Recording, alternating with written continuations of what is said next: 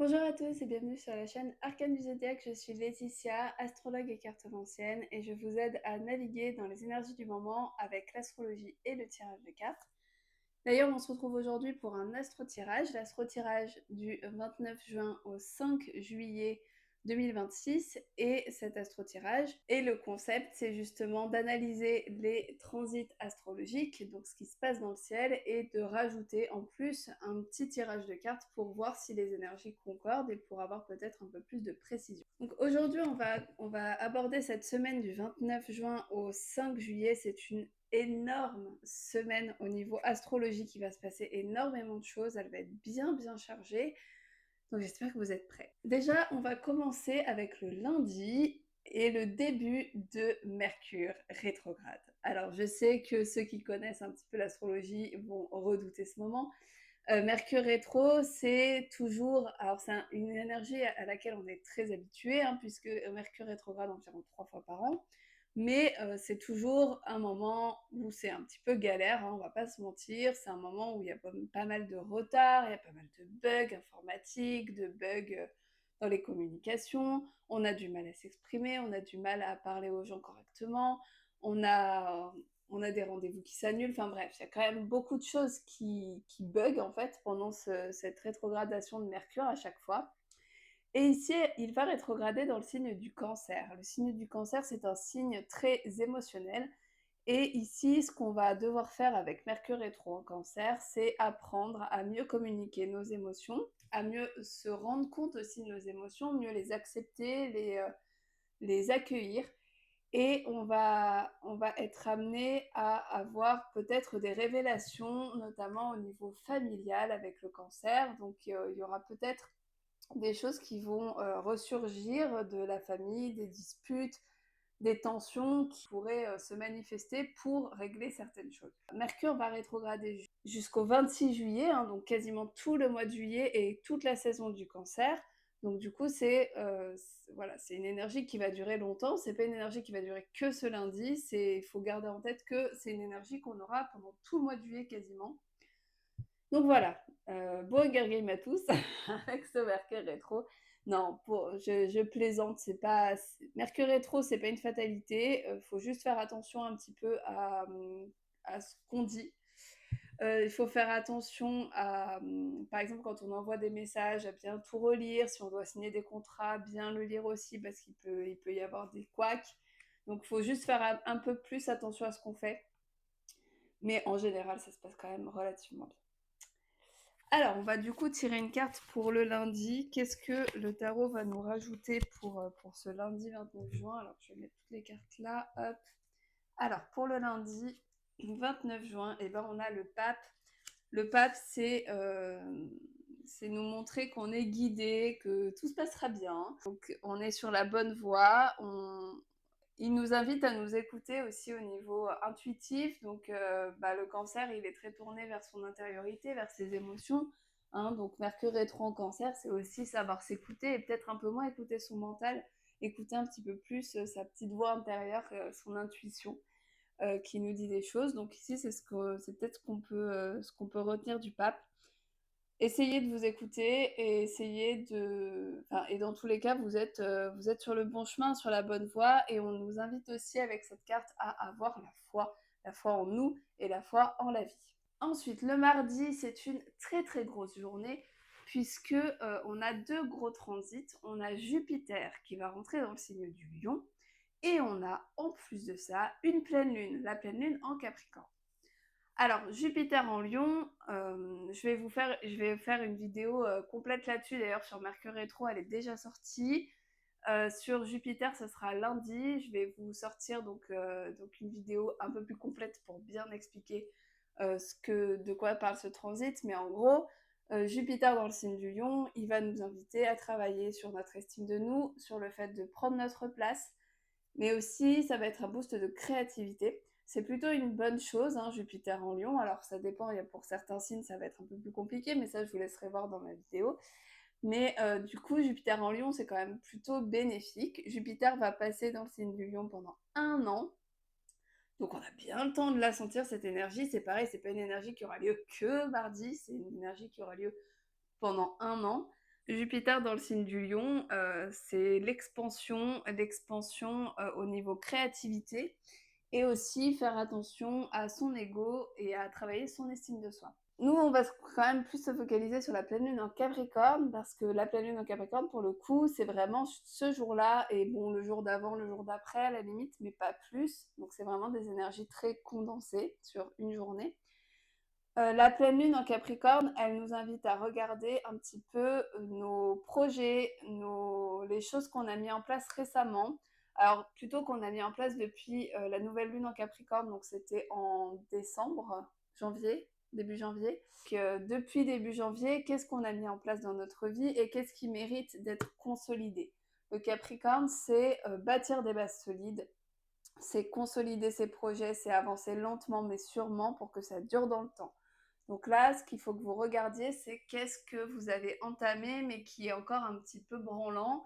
Qu'est-ce que je peux consolider, alors que ce soit mon couple, que ce soit un projet professionnel, personnel. Quel est quel endroit de ma vie, quelle chose dans ma vie je dois consolider pour que ça puisse durer dans le temps. C'est de ça que la pleine lune en Capricorne vient nous parler. Du coup, on va regarder pour le mardi. Hop. Alors, c'est le 6 de denier. Alors, le 6 de denier nous parle d'ascension sociale. Donc ici, ça peut correspondre à la pleine lune en Capricorne, puisque le Capricorne, c'est vraiment le signe de l'ascension sociale. Donc ici, dans quel domaine de vie est-ce que j'ai envie de m'expandre? Est-ce que j'ai envie d'évoluer? Est-ce que j'ai envie de monter les échelons? Et ça peut aussi, le 6 de denier, parler de flux d'argent, du fait de recevoir des choses, mais du coup d'en donner aussi. Il va falloir, si vous recevez par exemple de l'argent, peut-être le partager, essayer de travailler notre générosité avec le 6 de denier. D'ailleurs, ça peut parler, donc ça parle de générosité et c'est un point aussi qui est important avec Jupiter en Lion, puisque le Lion est le signe de la générosité. Donc peut-être comment je peux être un peu plus généreux avec les personnes autour de moi. Ensuite, le mercredi 1er juillet, on n'aura pas de transit particulier, donc on va seulement tirer une carte. Hop. Et c'est la carte du 3 de bâton. Alors le 3 de bâton, c'est une vision claire des choses. On a une meilleure vision de ce qui nous attend. On voit le personnage et il est en face d'une grande étendue, donc il voit un petit peu à long terme. Le mercredi, vous aurez peut-être une révélation de qu'est-ce que vous voulez faire plus tard, quelle est votre vision à long terme de votre projet, de votre vie. Donc on a une vision un peu plus globale, une vision claire. Il peut y avoir un petit conflit avec le 3 de bâton entre ce que vous avez envie de faire vous et ce qu'on vous demande de faire au niveau extérieur. Donc ici, c'est une décision que vous allez devoir prendre entre est-ce que vous écoutez vous ou est-ce que vous écoutez vos proches par exemple. Ensuite, pour le jeudi 2, on n'aura pas non plus de transit particulier, du coup on va tirer une carte. Hop. Alors, pour le jeudi 2, on a le chevalier de coupe. Le chevalier de coupe nous parle de romantisme, du fait de passer à l'action au niveau sentimental.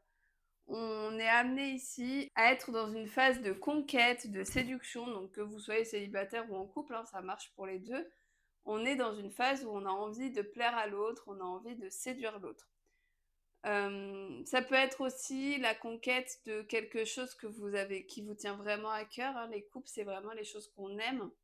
Donc du coup, c'est peut-être aller vers un projet ou quelque chose dans votre vie qui vous anime et qui vous tient à cœur.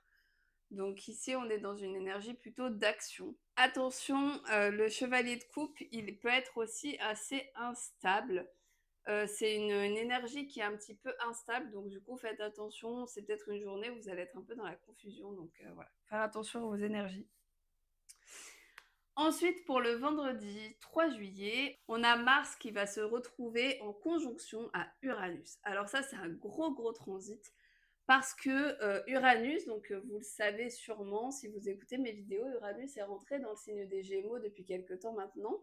Mais comme c'est une planète lente, l'énergie est un peu diffuse. C'est comme Jupiter en Lion, hein, l'énergie, il ne va pas se passer un truc maintenant, il va se passer un truc pendant un an. Bah là, Uranus, c'est encore pire, puisqu'il va rester à peu près 7 ans dans le signe des Gémeaux. Donc du coup, c'est une énergie qui est plus diffuse. Il va se passer des choses pendant 7 ans, mais à des petits moments. Et clairement, là, Mars va venir activer Uranus. Donc du coup, bah, s'il se passe quelque chose, clairement, il va se passer quelque chose là. Il va se passer quelque chose en ce vendredi en fonction de la... Il va falloir regarder où se trouve Uranus dans votre thème, quelle est la maison du signe des Gémeaux pour savoir un peu dans quel domaine de vie ça va tomber. N'hésitez pas à aller voir ma vidéo d'Uranus en Gémeaux pour savoir justement dans quel domaine de vie ça tombe chez vous.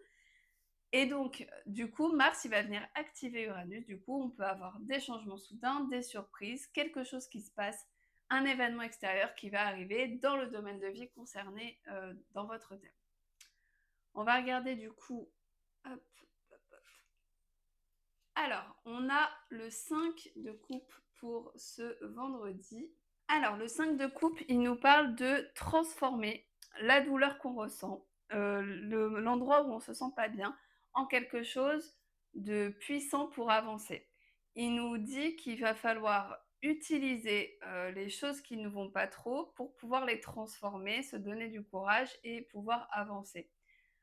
Le 5 de coupe, il nous pousse à ne pas nous appesantir sur notre sort, à ne pas voir que les choses qui sont négatives et au contraire à se tourner vers les choses positives, à se tourner vers les ressources que l'on a.